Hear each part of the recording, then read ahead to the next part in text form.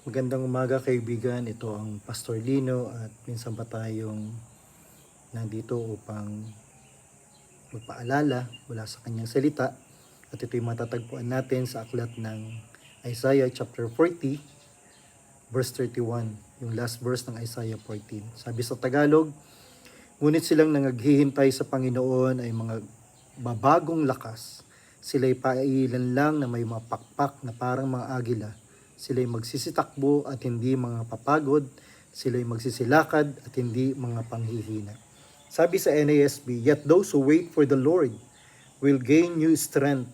They will mount out with wings like eagles. They will run and not get tired. They will walk and not become weary. Kumusta ka na kaibigan? Ako'y nagpapasalamat sapagkat itong mga talatang to ay para sa ating lahat. Sa atin na naghihintay sa Panginoon, lalo na sa kanyang muling pagbabalik. Alam niyo po ba na merong resulta ang paghihintay sa Panginoon ayon kay Isaiah sa mga talatang ito? Sabi rito sa 31, one verse at a time tayo, ngunit silang naghihintay sa Panginoon ay mga babagong lakas. Merong resulta ang paghihintay sa Panginoon. Tayo po ay magre-renew, magbabago ho ng kalakasan. Ibig sabihin, ang Panginoon mismo ang magbibigay po ng kalakasan sa atin. Ikaw ba'y tatay? Ikaw ba'y nanay? Ikaw ba'y anak? Ikaw ba'y may edad na? Ikaw ba'y may sakit? Tumingin lang tayo sa Panginoon. Maghintay tayo. At ang sabing ganun dito, siya ay magbibigay ng bagong lakas sa atin.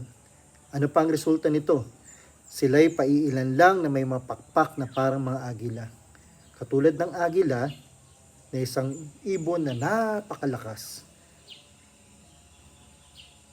Yung taglay niyang lakas ay tataglayin natin. Hindi lang katulad ng agila, sila'y magsisitakbo at hindi mga papagod. Sa buhay po, tayo po'y pare-parehong tumatakbo, nagsisilakad. The race of life, kung tawagin nila, o kaya the walk of life.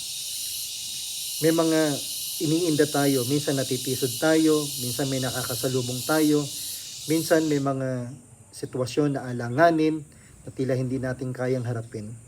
Pero kung tayo ay maghihintay sa Panginoon, magtitiwala tayo sa Kanya sa sampalataya, ang sabi ng mga talata, hindi mapapagod at hindi manghihina sa kabila ng tayo po ay nagsisitakbo at nagsisilakad.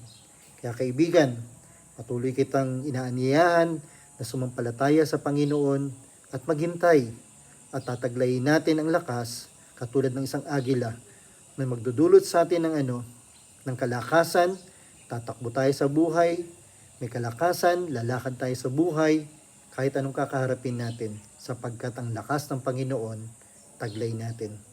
Tandaan mo kaibigan, mahal ka ng Diyos, at naniniwala ako na gusto niyang taglayin mo ang kalakasan na inaalok niya sa iyong buhay. Pagpalain ka niya, kaibigan.